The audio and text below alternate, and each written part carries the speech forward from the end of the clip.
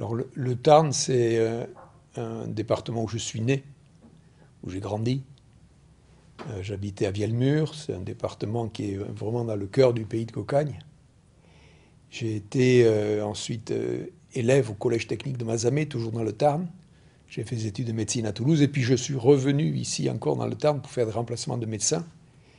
Donc c'est un département, c'est mon département, c'est là que je suis né, c'est là que j'ai été inspiré pour la vie que je menais, que je mène toujours d'ailleurs.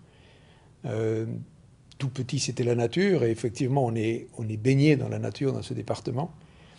Et quand je dis que je suis originaire du Tarn, on me dit, mais comment, en partant du Tarn, on peut faire le tour du monde? Et donc, on a un ancêtre très célèbre qui s'appelle La Pérouse, qui est né à Albi, donc qui est vraiment quelqu'un d'extraordinaire quand on se penche sur ses récits.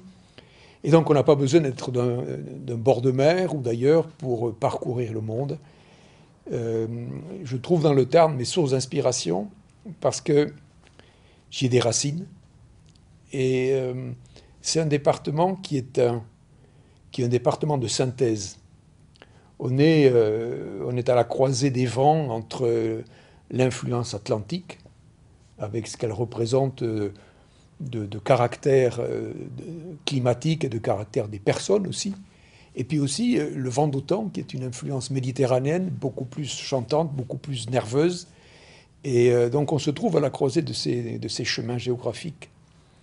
Et moi, chaque fois que je pars en expédition, ou ça fait longtemps, hein, ça fait 30 ans ou plus que je pars en expédition, je suis toujours venu ici pour prendre une photo. Donc je me mets dans un coin et je prends une photo dans la mémoire. J'ai des souvenirs comme ça, des fois c'est au Pic de Nord, des fois c'est un champ de blé sous le vent. Et ce sont des images que je me resserre quand j'ai besoin de m'asseoir un peu, de retrouver des forces. Donc c'est vraiment une terre de structure, une terre d'inspiration. Et donc je dis aux Tarnais tout le temps, racine, oui, enracinement, non. C'est un excellent point de départ, le Tarn, de construction.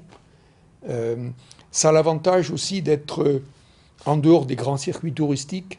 Il faut venir dans le Tarn pour voir sa richesse, et elle est importante pour voir sa culture. Et donc il y a une authenticité qui est restée de par cette...